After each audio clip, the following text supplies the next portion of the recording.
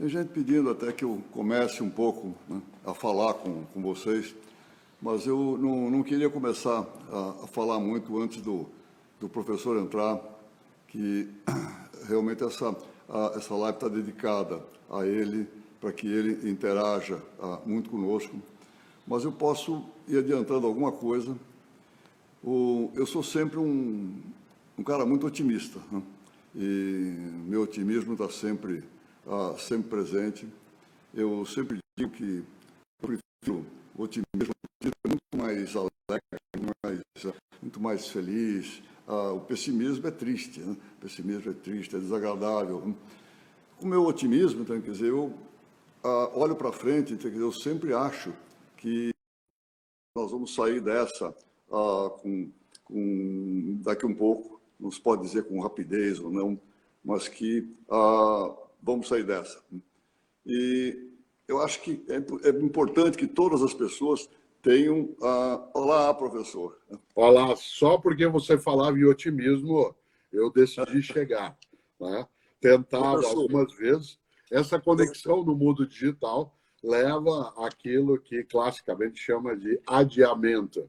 Por isso 5 minutos nessa aproximação, nesse momento. Mas eu estava te assistindo, falando, me elogiando de vez em quando, fazendo algo que afaga o ego. Nesses tempos difíceis, é bom ter o ego afagado de vez em quando. Professor, eu quero te agradecer muito. E eu não sei, eu não vou ficar te chamando de professor nem de doutor, porque eu sou mais velho que você, eu tenho direito. Então, pouca coisa. Como é que os seus amigos te chamam? Mário Sérgio ou te chamam de Cortella? Como é que você prefere? Então, Cortella é o mais usual. Né? Eu sou chamado de senhor desde que eu tinha 20 anos de idade, porque eu sou professor desde essa época. Agora eu tenho 66, chegarei aos 83, como você chegou, e vou adiante também. Não com a mesma forma física, né? Nem com esse mesmo desejo, né? Porque há outras coisas que exigem começar antes, mas sem dúvida chamar de Cortella, assim como eu, né? Te chamarei de Abílio, mesmo com essa diferença nossa, né, aí de alguns anos, vai ajudar bastante. Olha, já começamos bem, Cortella, já começamos bem. E quando eu vejo uma pessoa que está com 66, você falou, com 66 anos, e diz, chegarei aos 83, muito bem, e mais ainda, e mais para frente, eu acho que isso aí é fundamental, ter que uma pessoa tem que acreditar. Tá? Eu sempre costumo dizer que a gente é aquilo que a gente decide ser.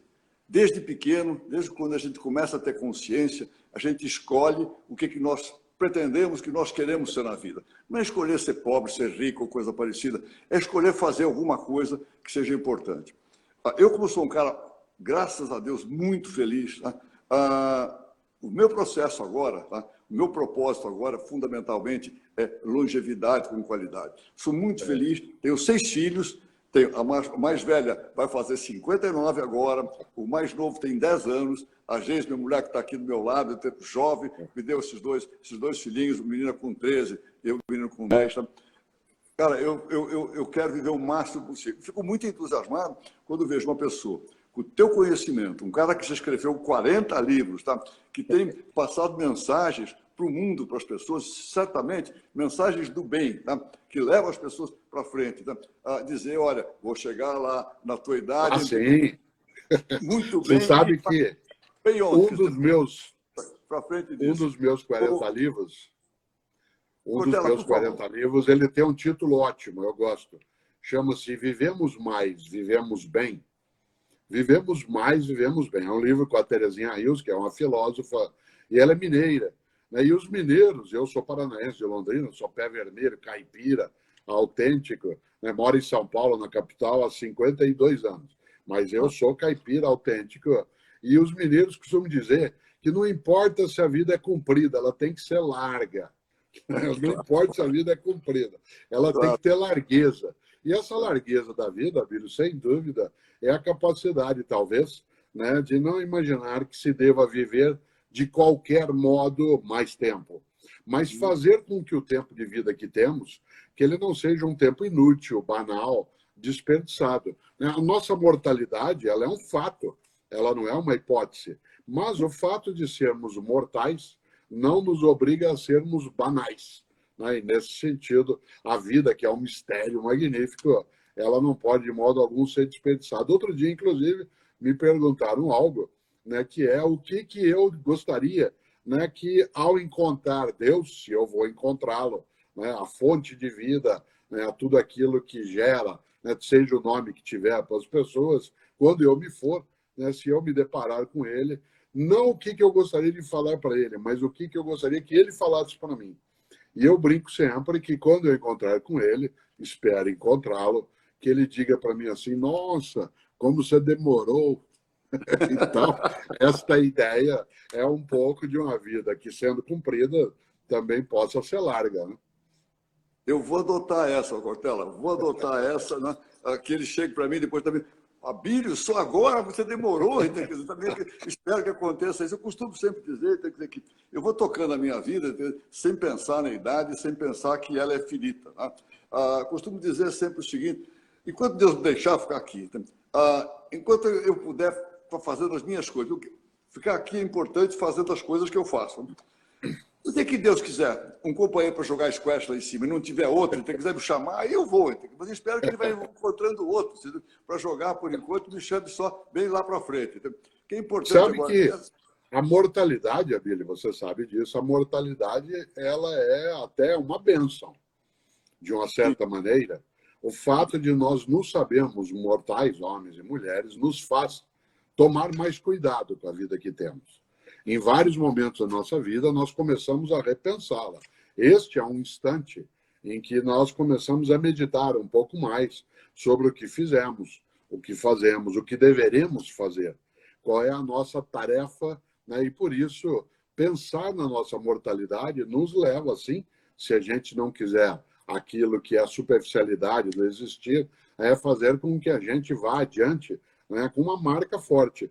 Eu gosto demais de uma frase de um grande pensador britânico do século XIX. Essa frase circula na internet como sendo da minha autoria. Ela não é, né? Mas eu citei essa frase há mais de 15 anos num livro chamado Qual é a Tua Obra? Qual é a Tua Obra? Que é um livro sobre gestão, liderança e ética. E eu citei lá Benjamin Disraeli. Benjamin Disraeli, que disse: a vida é muito curta para ser pequena. A vida é muito curta para ser pequena. Já basta que ela curta seja para que a gente consiga pequená-la. E o que é uma vida pequena? É uma vida banal, fútil, inútil, né? Aquela que a gente não é capaz da partilha, do afeto. E nesse sentido, né, quando a gente lembra disso que você dizia há pouco, de que a gente quer ter mais existência, mas que ela seja significativa, né, que ela não seja vaidosa inutilmente, não seja banal, isso é bom demais, né? Por isso que uma das coisas que eu mais gosto, enquanto a gente está agora aqui nessa live, primeiro, ela chamar live, né? O fato de que estamos ambos, né, nessa condição. Segundo, que no alto do meu mobile aparece assim, ao vivo, né? Essa é uma das coisas boas, quando a gente tem, né, essa possibilidade. Portanto, eu queria te perguntar uma coisa, eu deixar um pouquinho mais para o fim, eu acho que a gente tem que passar uma mensagem para essas pessoas que estão tendo dificuldades, que estão sofrendo nesse momento, de uma maneira ou de outra. As pessoas estão sofrendo ou por ter medo da doença, ou por ter medo de perder alguma pessoa próxima, ou por ter medo da situação financeira, de perder emprego. As pessoas estão sofrendo de várias maneiras, de várias formas. Eu acho que a gente tem que... Eu sempre penso o seguinte... eu aprendi essa frase há muito tempo, muito tempo. A gente pode tirar tudo de um homem, mas não tira a esperança. Então, eu vou querer que você explorar um pouquinho isso com você, mas antes disso, como eu sei da tua espiritualidade, nós estamos falando agora dessa questão que a vida é finita, então, eu queria te contar uma coisa rapidamente e queria te ouvir a tua opinião. Já há algum tempo que eu venho pensando em perguntar para pessoas que eu respeito, de vários segmentos, de várias religiões, de várias tendências, o que eles pensam que é a vida após a morte. Eu comecei a perguntar isso mais seriamente com um padre inglês, hoje ele está morando na França, Wallace Friedman, talvez você até já tenha lido alguma coisa sobre ele. Eu perguntei para ele, Father Lawrence, me diga uma coisa, e ele é um católico, o que vem após a morte? Né? O que nós temos depois? Né? Porque você falou bastante, a vida é finita, um dia a gente vai terminar. E o que vem depois? Né? Aí eu perguntei também, existe uma... os espiritistas têm uma versão, os budistas têm outro, os judeus têm outra completamente diferente, cada um tem uma ideia depois. Né? Eu queria, com toda vamos dizer, admiração e o respeito que eu tenho pelo teu conhecimento, também, e sabendo da tua espiritualidade, né? Eu queria, se você pudesse, que você desse uma visão um pouquinho para mim e para as pessoas que estão nos ouvindo, o que você acha que tem após a morte? Olha que interessante. Há uma frase antiga na filosofia que diz: a morte é um problema dos vivos. Os mortos não têm problemas. A morte, ela é um problema dos vivos. Os mortos não têm problemas. Eu tenho um problema muito sério, que não é com a morte o meu problema, é com a vida.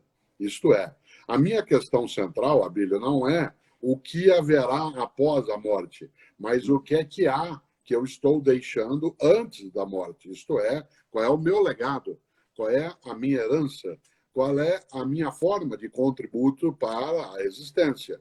Dado que a morte ela é, no seu pós, existindo algo misterioso, eu não sou reencarnacionista, não tenho uma perspectiva, né, nessa direção. A minha concepção de religiosidade coloca toda a ênfase na reverência à vida. E, portanto, a morte não me preocupa no sentido de imaginar, né, e nem temer o pós-morte. Né? Um grande pensador que você conhece, deve ter lido com certeza, um homem do século XVII, que é Blaise Pascal. Né? Não só um grande matemático, você, professor da Getúlio Vargas, como eu fui também no GVPEC durante anos. Eu fui professor da PUC São Paulo 35 anos. Né? E o Blaise Pascal, ele tem uma reflexão muito forte sobre essa questão, que é chamada de aposta de Pascal. Porque ao ser perguntado, por exemplo, se ele acreditava em Deus e em vida após a morte, ele dizia: prefiro acreditar. Por uma razão, dizia ele. Olha que pensamento matemático, né? Se eu não acreditar e ele existir, e após a morte tiver vida, eu estou perdido. Né? Mas se eu acreditar e ele não existir, eu nada perderei. Então eu prefiro acreditar. Ora, o que eu quero dizer com isso? Que na minha concepção, o que importa é o que antecede o meu término naquilo que eu deixarei quando me for. Isto é, o meu legado. Eu gosto muito de um xará meu, mas muito melhor do que eu, Mário Quintana, né, um maravilhoso gaúcho nascido em Alegrete, que morreu em maio, né, de 1994, 5 dias depois de Ayrton Senna. Ayrton Senna morreu no domingo, Mário Quintana morreu, né, numa quinta-feira, né, e Mário Quintana, ele pediu a vida inteira que se deixasse no túmulo dele um epitáfio. E eu adoro esse epitáfio do Mário Quintana, porque eu acho que é o mais bonito que eu conheço. No túmulo dele, ele pediu para escrever: eu não estou aqui. Eu não estou aqui. A grande questão é onde está Mário Quintana? Em nós, na vida que deixou, na amizade que partilhou, na religiosidade que praticou, na sexualidade que acolheu, né? Na fraternidade que desenvolveu. Nesse sentido, claro, né? A minha convicção, e aí eu concluo, né, em relação àquilo que é o pós-mortem, não é para mim uma preocupação. Né? Eu acho que a grande questão é como é que eu me tornarei necessário e, portanto, me tornando necessário e tornando a minha vida necessária, quando ela cessar, que as pessoas digam assim: poxa, mas o Cortella faz falta. Né? O Cortella faz falta. E eu tenho um livro, talvez um dia você tenha a possibilidade até de, passando por ele, dar uma olhada no subtítulo. Se chama Viver em Paz para Morrer em Paz. Viver em paz para morrer em paz. Mas ele tem um subtítulo, Abílio, que é maravilhoso. Eu gosto demais do subtítulo. Fui eu que dei, eu tenho que gostar dele, né? Eu fico afagando ele. O subtítulo é: se você não existisse, que falta faria? Se você não existisse, que falta faria? No dia que eu me for, eu quero fazer falta. E se existe alguma coisa após a morte, essa é uma questão, para mim, misteriosa. Mas da vida não há tanto mistério. Aqui eu tenho uma certeza. eu quero fazer falta. Quero que se pense que eu faço falta na amizade, na afetividade, no trabalho, no empreender, na docência, né, na família, com os meus filhos e netos, tudo que a gente tem, que a Cláudia, com quem eu sou casado, diga assim, poxa, mas o Cortella faz falta. Então, essa ideia de ser na vida de outras pessoas uma companhia. Concluindo agora mesmo, eu já falei algumas vezes que ia fazê-la. Você e eu somos contemporâneos. Nós não temos a mesma idade, mas nós somos contemporâneos porque vivemos na mesma época. Mas vivemos a contemporaneidade. A nossa contemporaneidade é vivida diferente. Assim como tuas crianças mais novas também são tuas contemporâneas, mas não do mesmo modo. Ora, quando eu me for, quando você se for, eu desejo para mim, para ti, para outras pessoas, que as pessoas não só lamentem a nossa partida, mas comemorem a nossa vida, porque não foi uma vida inútil, que, tendo passado por aqui, para nada serviu. Essa é a minha concepção. Cortella, que bonito, que tanta coisa bonita que você falou aí, e a gente vai aprendendo. E eu quero dizer para você que em algumas coisas nós estamos muito, muito parecidos, muito, muito parecidos. A primeira coisa, quando você falou, eu quando me for, eu quero sentir, então quer dizer que eu vou fazer falta, que as pessoas vão lembrar de mim. Isso não há dúvida nenhuma, até porque são 7 bilhões de pessoas no mundo, só que não existe um igual ao outro, não existe, né? Quem é que vai substituir o Cortella? Ninguém. Pode substituir até aquilo que você faz, mas nunca aquilo que você é. Quem vai substituir o Abílio? Ninguém. Pode substituir tudo que eu faço, mas não vai substituir aquilo que eu sou. Esse é o primeiro ponto, eu concordo inteiramente com você, você está coberto de razão. Segundo ponto é o seguinte, eu sou um cara muito feliz, graças a Deus. Até porque minha grande força é a fé que eu tenho em Deus. Pequeno, aprendi com isso com a minha mãe me introduziu a Deus, então foi sensacional. Tá? Deus já me tirou de cada uma, Cortella, que você nem faz ideia. Eu imagino. Ele tem sido um amigão. Acontece o seguinte, eu tive a maior felicidade do mundo, depois de ter 4 filhos, depois de ter me separado, depois de ter conhecido a Geise, minha mulher, e ela ter me casado com ela ter me dado 2 filhinhos fantásticos, sensacionais, maravilhosos. Então, eu continuo fazendo a minha vida, tudo aquilo que eu faço, trabalhando, fazendo meus esportes e tal. Eu sempre digo, se Deus chegasse para mim, de repente, aqui, na Terra, e perguntasse, seu Abílio, aqui estou te visitando, o que você quer que eu faça por você? O que você quer que eu arrume, melhore a tua vida? Eu digo, Deus, por favor, deixa tudo como está. Deixa do jeito, não mexe em nada. Deixa assim, do jeito que está, quer dizer que está muito bom e eu quero continuar aqui. E para finalizar só a minha parte aqui, tenho conversado com vários, com o Lawrence Freedom, que talvez seja o mais, assim, intelectualmente mais capaz. Não me acrescentou muita coisa. Eu conheci recentemente um outro padre, que está se tornando amigo meu, que ele passou uma coisa muito interessante. Né? A morte é um mistério para todos nós. Da maneira como nós somos criados, as coisas que nós recebemos desde pequeno, tudo que nós aprendemos. Então, o que eu acho que nós devemos, como é um mistério, o que nós devemos ter para enfrentar a morte? Esperança. Esperança, entende? Quer dizer que tudo que possa haver de bom aconteça do outro lado. E sem saber exatamente o que é. E, porque a coisa mais importante, como você falou também, é o desprendimento. Se eu sou um cara feliz, com minha mulher, com meus filhos, com meu trabalho, com tudo aquilo que eu faço, como é que eu vou me desprender disso? É um negócio assim, essa é a parte difícil, a parte dolorosa. A gente tem que ter esperança de que alguma coisa vai acontecer de bom. É isso, entende? Quer dizer, nós temos um pensamento muito parecido, eu fico orgulhoso de ter um pensamento parecido com o teu. Você sabe que às vezes as pessoas me perguntam assim, Cortella, você acredita em Deus? Eu digo o seguinte, a questão não é se eu acredito em Deus, é se ele acredita em mim. Isto é, se ele acreditar em mim, e, portanto, decidir, né, em alguma maneira, né, que ele pode me suportar no sentido de ajudar, né, de apoiar, que ótimo. Mas se ele me desacreditar, você se lembra de leitura que quando Dante Alighieri, né, aquele estupendo Florentino, ele escreve a comédia, né, mais tarde chamada Divina Comédia, ele vai em busca de Beatriz no paraíso e precisa passar pelo inferno, pelo purgatório, até chegar, né, ao paraíso, onde ele vai encontrar a sua amada, que morreu muito jovem, e ele não pôde com ela ficar. Né? Ela já era casada, ele tinha a intenção, né, de que ela não mais o fizesse, mas não deu tempo. Né? O interessante é que Dante ele vai visitar, né, todos os submundos, isto é, a vida após a morte, conduzido por Virgílio, né, o grande escritor latino que o leva para visitar os lugares do submundo, né, do inferno, né, aquilo abaixo, né, da vida, abaixo da existência.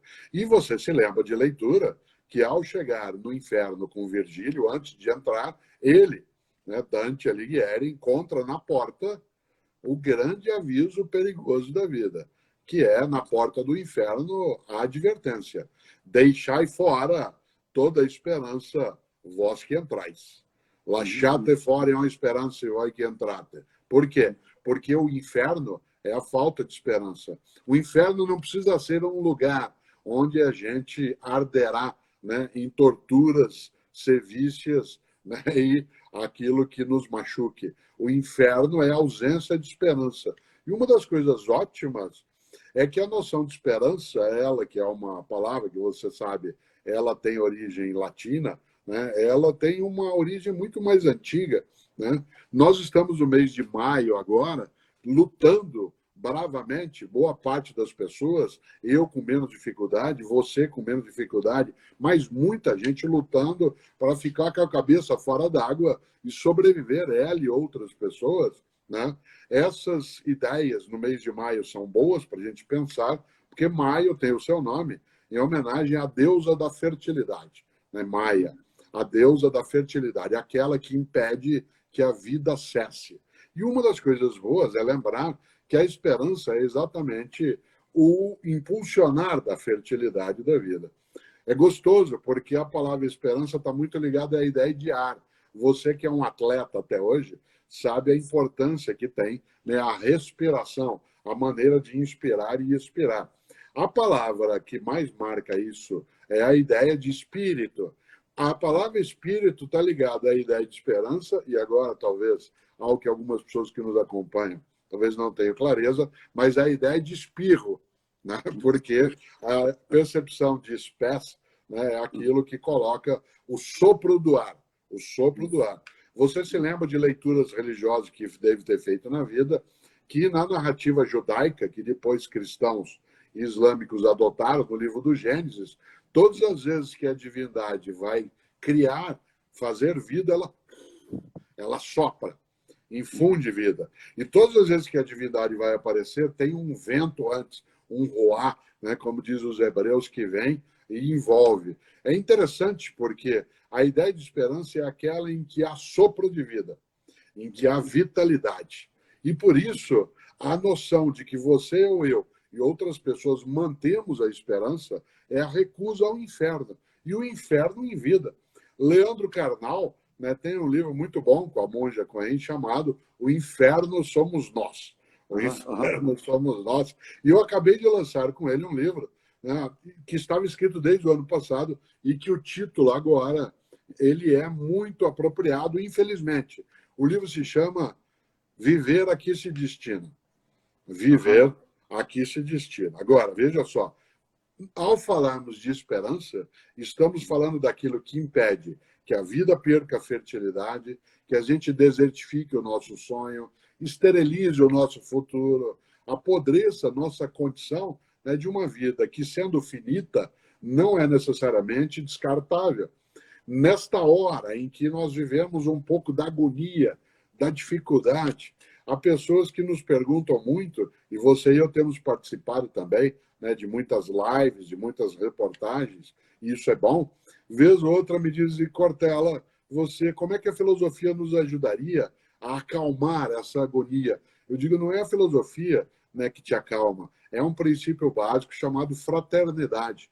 A única coisa que acalma num momento desse de agonia, que impede o desespero, é que eu seja capaz de solidariedade e fraternidade. Porque quando eu faço bem, o bem, quando eu faço bem, o bem, aquilo que parece algo que me sufoca abre uma possibilidade de que este tempo de agonia, que ele não seja inútil, que ele sirva também para que a minha vida seja repartida. Por isso, eu sei que quando você corre, e você corre até hoje, né, aos 83 anos, você toma fôlego, enche de ar, enche de espírito, aquilo que dá animação. Você sabe, trabalhou muito tempo com varejo, o quanto que, em inglês, aquilo que é a seção de bebidas alcoólicas se chama spirits. Portanto, os espíritos no sentido de aquilo que pode animar algumas coisas para quem aprecia. Por isso, esperança. Esperança é uma coisa que impede que a gente pereça. Isto é, nós estamos no meio do horror com clareza de que é necessário sair dele. Não é sentar e esperar. Não é senta e chora, é levanta e enfrenta, vai buscar. Bom, se eu não posso sair de casa, como é o meu caso, e eu não tenho uma atividade essencial, então eu não preciso sair de onde estou, né, no meu afastamento e distanciamento, se eu nada posso fazer, então que eu faça de onde estou aquilo que ajude quem precisa sair e, ao mesmo tempo, quem tem menos recursos, porque esperança é uma coisa que se reparte. Esperança não é uma coisa que você guarda lá dentro e fica só contigo. É até feio, né, guardar a esperança. É preciso reparti-la para que ela aumente, para que ela cresça. E é isso que é bom, né? Que legal, Cortella, que legal você falando sobre a esperança, que é uma das coisas que eu sempre falo. Que essa frase, quer dizer, eu ouvi ela há muito tempo atrás. Você pode tirar tudo de um homem, mas não tira dele a esperança, porque aí senão ele pode morrer. É muito legal tudo aquilo que você falou. Agora, tem um ponto aí que eu quero explorar um pouquinho com você, até porque eu já vi que você andou lendo coisas sobre mim, então também li coisas sobre você também, algumas coisas dos seus livros também. Ainda bem. Não, mas é assim mesmo, quer dizer, claro, as pessoas te seguem, quer dizer, eu não posso ser um cara fora do mundo e ter que se eu não souber um pouco das tuas ideias, do teu pensamento. Mas antes de falar sobre solidariedade, eu fico pensando assim, tenho interagido bastante, entendo, quer dizer, com várias pessoas, feito lives, tenho participado de reuniões, sempre virtuais, né? Dentro do meu propósito, né? Meu propósito hoje na vida é aprender e compartilhar. Né? Porque eu acho que aprender sempre. No dia que você parar de aprender, acabou. Não tem mais sentido. E compartilhar. Compartilhar porque eu acho que Deus está lá em cima. Eu tenho que fazer, que ele tem sido um amigão meu, tem me tirado de tanta coisa, tem me ajudado tanto, que eu tenho que fazer também, quer dizer, alguma coisa que ele fique contente comigo. Tá? Por isso que eu faço live, escrevo livros, eu escrevi 2 livros e tal. Eu não tenho o sucesso do seu, mas foram 2 livros que tem bastante, fizeram um certo sucesso. Então, é por isso que eu faço, que eu acho que é uma maneira que eu posso de retribuir um pouquinho a tudo aquilo que eu tenho recebido da vida, do que eu tenho recebido de Deus. Agora, tem um ponto que eu acho que é importante, é o seguinte, das pessoas agora pensarem nessa dificuldade que todos estão sentindo. Uma das coisas, a primeira delas é a seguinte, numa crise, numa situação que nós estamos vivendo, eu acho que a primeira palavra de ordem é serenidade. Porque se a pessoa não ficar serena, tá? Pensa mal, raciocina mal, tem dificuldades e coisa e tal, não toma o melhor caminho. Às vezes as pessoas têm até fica um pouco temeroso de passar esse tipo de coisa. Às vezes fala, mas ele está bem, ele tem dinheiro, está com a sua família, não sei o que, ele pode ser sereno. A gente tem que buscar a serenidade. Tem que buscar a serenidade, porque senão a gente não faz melhor para nós mesmos. Tá? Esse é o primeiro ponto. O segundo ponto que eu tenho recomendado sempre, né, para as pessoas é que distingam os medos reais dos medos imaginários. Se você ficar só com os medos reais, né, e deixar os medos imaginários do lado, né, você já tem um alívio na sua angústia, na sua insatisfação, no seu inconformismo, né, se você deixar os seus medos imaginários. E os medos imaginários são terríveis, né, porque eles aparecem à noite, normalmente. Eu já passei por isso, você fica deprimido, você tem uma tendência a chegar, você está exausto, você deita, dorme imediatamente, entende? Mas depois você acorda, aquilo que é chamado de insônia terminal, tá? E aí vem aqueles pensamentos, todos os imaginários, e realmente aí você lutar com os fantasmas da madrugada, que realmente se perde para eles. Tá?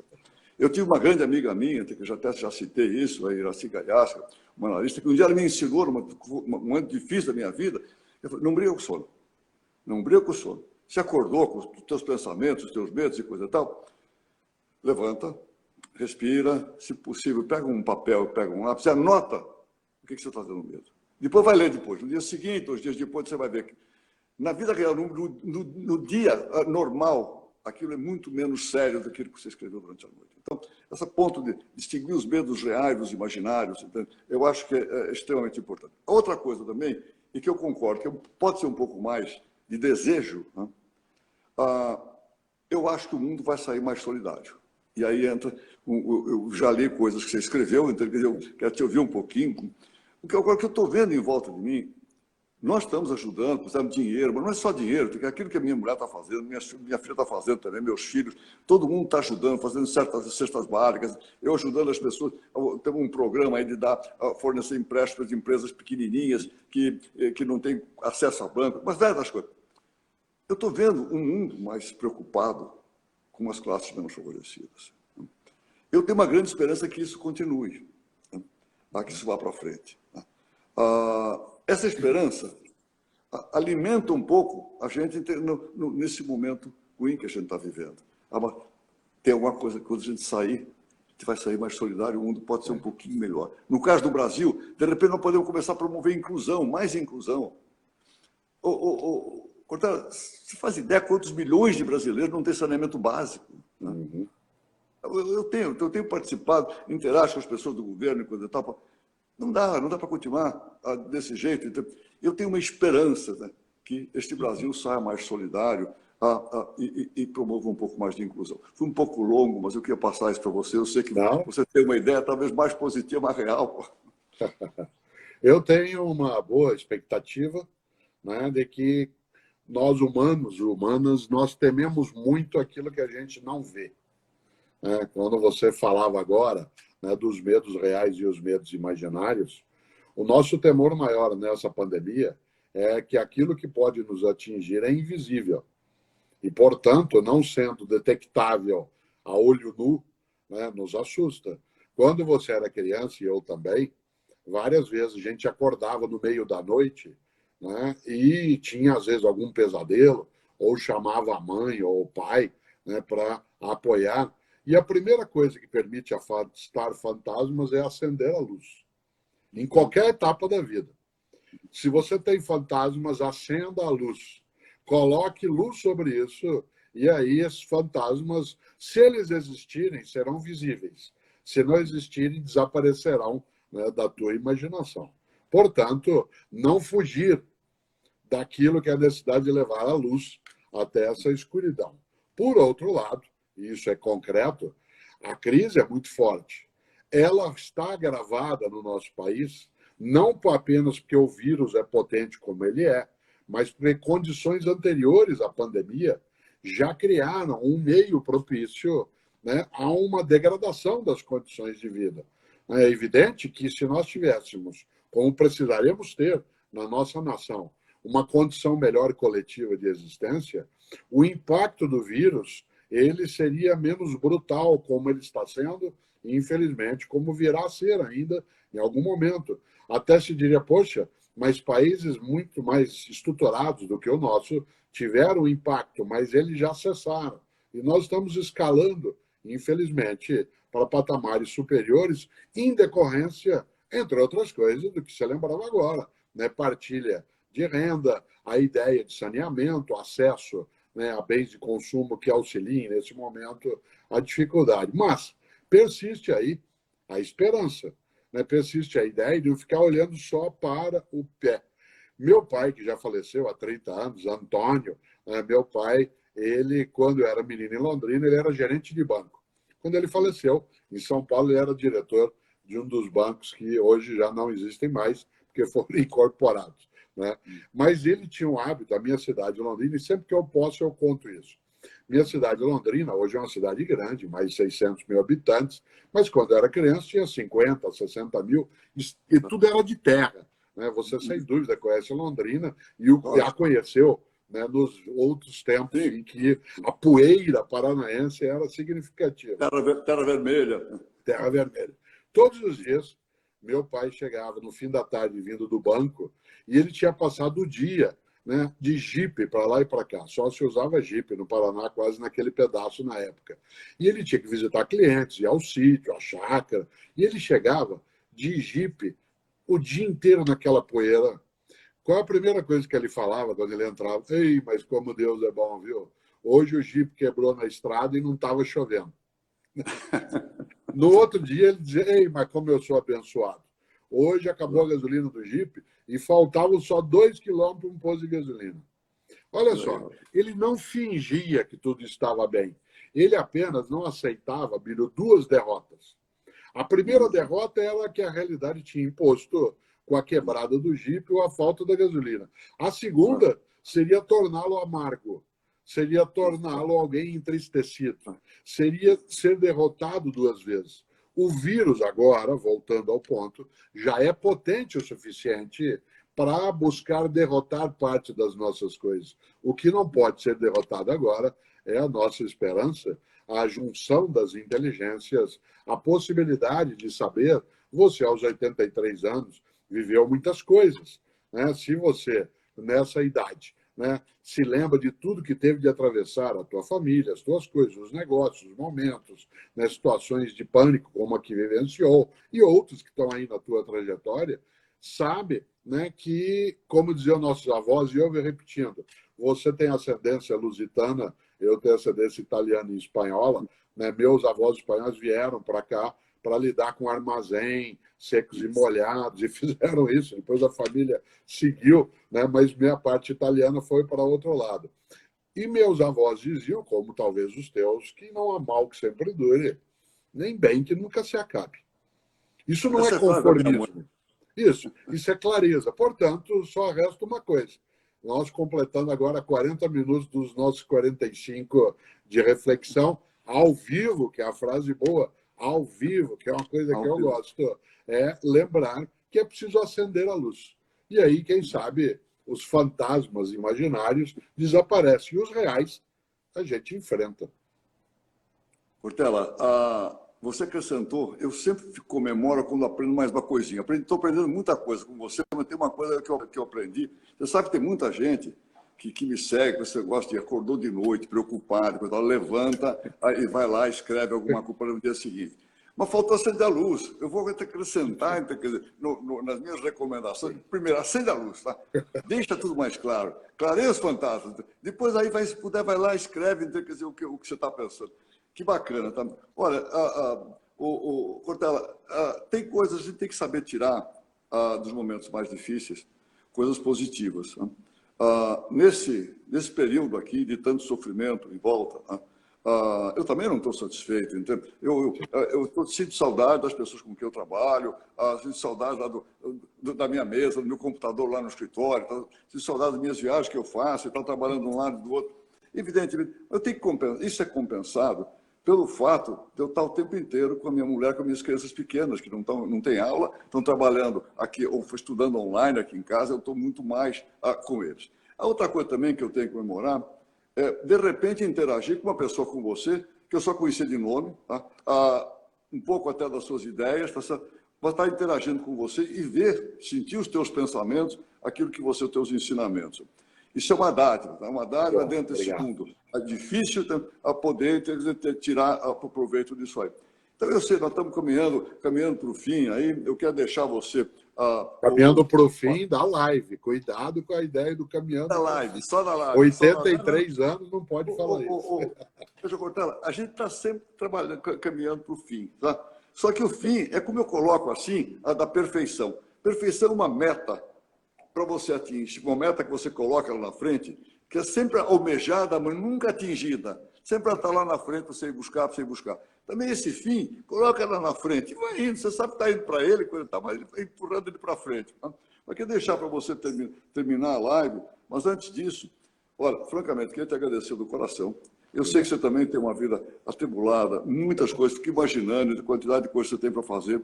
Muito obrigado, obrigado por todos aqueles que nos seguem, tá? E estamos juntos e espero te encontrar pessoalmente, assim que a situação permitir, te encontrar pessoalmente. Com alegria. Você não vai me encontrar correndo, talvez você encontre Cláudia, com quem eu sou casado, que corre também. Porque eu operei o joelho faz 2 anos, né? Tive que colocar uma prótese no joelho direito, que quebrei o joelho numa caminhada, né? E agora já só esteira. A hora que nós terminarmos aqui a nossa live, além de um outro compromisso que eu tenho na sequência, ainda hoje, antes de repousar, eu farei meu tempo diário de esteira, né, que a Cláudia não admite que eu não faça, para que a minha vida, além de mais longa, ela seja boa também. E uma das coisas que eu gosto... Tua esposa, sim. Sua esposa está cuidando bem de você, meus parabéns a ela, tá certo? E aqui até ajudando um pouquinho, contribuindo também, ou empurrando um pouquinho para frente também. As pessoas não precisam ser atletas nem nada, mas não deixe de fazer atividade física. Exatamente. Fundamental. Tá? Você sabe que Afinal, hoje... você lembra que Jesus disse, levanta-te e anda. Ele não falou levanta e dá uma sentadinha. Levanta, é isso aí. E dá É isso que a gente tem que fazer. Eu queria fechar a minha passagem lembrando algo que eu gosto. Né, que eu tenho um curso online de filosofia, né, chamado Filosofia e Nós com Isso. Filosofia e Nós com Isso. São 10 aulas. Filosofia e ética, filosofia e religião, filosofia e ecologia, filosofia e mundo digital.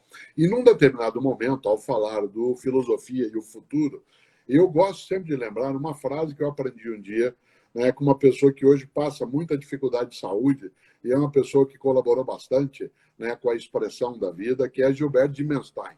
Né, Gilbert Dimenstein, ele me ensinou um dia algo hoje que eu queria, agradecendo também a possibilidade de estar contigo, né, nesse nosso encontro, lembrar o que ele dizia, que esse momento nos ajuda. Ele diz que a vida tem que ser mais ou menos como quando você tem uma vela acesa na mão, uma vela acesa, e alguém do outro lado tem uma vela apagada. Se você leva a chama da tua vela até a vela da outra pessoa e a acende, os dois vão ficar mais iluminados. Quando você cede a chama da tua vela, ninguém perde. Aliás, até você que cedeu a chama da tua vela fica com mais iluminação. E esse é o momento de partilhar a chama das velas, quem tem mais chama e quem tem mais vela. Afinal de contas, não dá para ficar velando, no sentido lógico do termo, aguardando que as coisas aconteçam. Daí que essa nossa conversa ao vivo, né, ela é muito boa. E daqui a algum tempo, quando cessar, né, o horror que não tem, no momento, uma visão muito nítida, mas que terá, aí sim, a gente não corre junto, mas a gente conversa e caminha junto com alegria.